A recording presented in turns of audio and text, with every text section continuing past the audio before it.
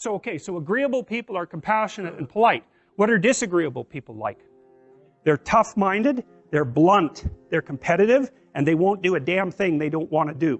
So it isn't exactly that they're aggressive, although they will push you the hell out of their way if you're in the way. They're not like volatile like you are if you're high in neuroticism. It isn't defensive aggression, it's more like predatory aggression. It's dominance behavior. And so for someone who's highly disagreeable, they look at the world as a place in which they can compete and win. And I'll tell you a story. I have a friend, I gave him my personality test, the Big 5 aspect scale that Colin DeYoung developed in my lab. And I knew he was a disagreeable guy, and by interacting with him. I mean, he's even rude to people sort of spontaneously on the street. I actually like him quite a bit. He's very, very funny. He's also very conscientious, so you can trust him, but he's disagreeable as hell. And so I gave him this test because I thought it would be funny, and he came out as the most disagreeable person in 10,000. Reasonable in compassion, about 30th percentile, but like 0.001 in politeness. So he's extraordinarily blunt, and he'll just say absolutely anything, no matter how horrible it is. And he was often brought into corporations to sort of clean them up. So if a corporation was tilting and not doing well, they'd bring him in to find out who the useless people were and fire them. And I talked to him about that because I've had the opportunity to have to not have graduate students in my lab, for example, that weren't performing well, and I find it very, very difficult to, you know, dress someone down, and certainly difficult to fire them. I just hate it because I'm actually quite an agreeable person, much to my chagrin. And I asked him about that, and I said, well, what do? You have to fire people all the time. How do you handle that? He says, handle it? I enjoy it.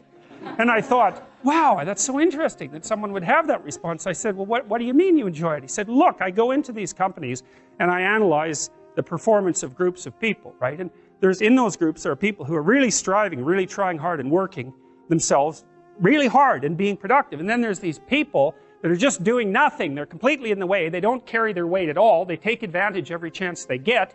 And they're always whining about why they can't work. It's like, I find out who they are, I call them into my office, and I tell them exactly what they've been doing. It's like, hit the road, buddy. You've had your run of it.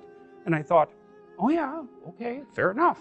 You know, well, I can tell you, you know, I've had situations in my lab where I had underperforming graduate students. And one of the things that was really awful about that was that it was really hard on the high-performing graduate students.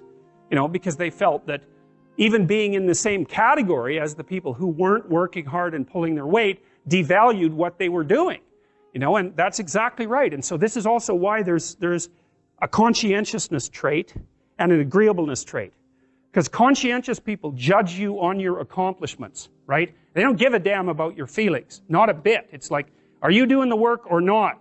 Whereas agreeable people think, well, you know, your mother's sick, and you know, you've got a bunch of family problems, and we all have to take care of each other, and it's no wonder that you're having a rough time. And like, you can't say that one of those attitudes is correct and the other isn't correct.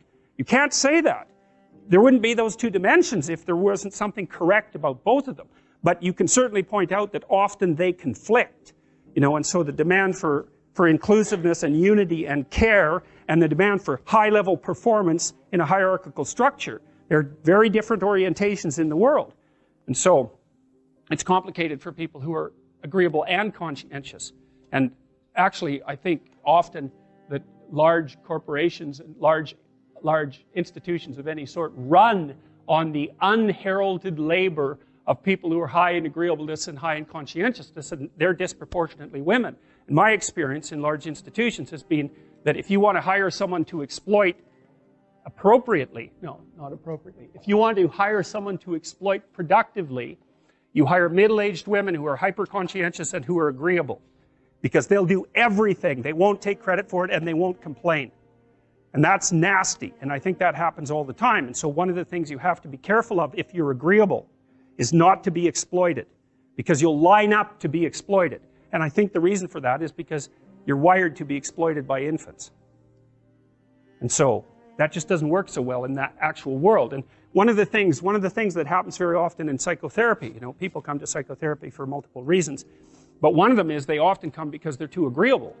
And so what they get is so-called assertiveness training, although it's not exactly assertiveness that's being trained. What it is the ability to learn how to negotiate on your own behalf. And one of the things I tell agreeable people, especially if they're conscientious, is Say what you think. Tell the truth about what you think. There's going to be things you think that you think are nasty and harsh. And they probably are nasty and harsh. But they're also probably true. And you need to bring those up to the forefront and deliver the message. And it's not straightforward at all, because agreeable people do not like conflict. Not at all. They smooth the water. You know, and you can see why that is in accordance with the hypothesis that I've been putting forward. You don't want conflict around infants. It's too damn dangerous. You don't want fights to break out. You don't want anything to disturb the relative peace. You know, and if you're also more prone to being hurt physically and perhaps emotionally, you also may be loath to engage in the kind of high-intensity conflict that will solve problems in the short term. Because it takes a lot of conflict to solve problems in the short term. And, you know, if that can spiral up to where it's dangerous, which it can if it gets uncontrolled, it might be safer in the short term to keep the waters smooth and to not delve into those situations where conflict emerges. The problem with that is it's not a very good medium to long-term strategy, right? Because lots of times there are things you have to talk about because they're not going to go away. And so partly what you do with agreeable people is you get them to figure out, and they have a hard time with this too. If you ask a disagreeable person what he wants, say, or she wants, they'll tell you right away. They know. It's like, this is what I want, and this is how I'm going to get it. But agreeable people, especially if they're really agreeable, are so agreeable that they often don't even know what they want, because they're so accustomed to living for other people and to finding out what other people want and to trying to make them comfortable and so forth, that it's harder for them to find a sense of their own desires as they move through life. And that's not, look, there's situations where that's advantageous, but it's certainly not advantageous if you're going to try to forge yourself a career. That just doesn't work at all.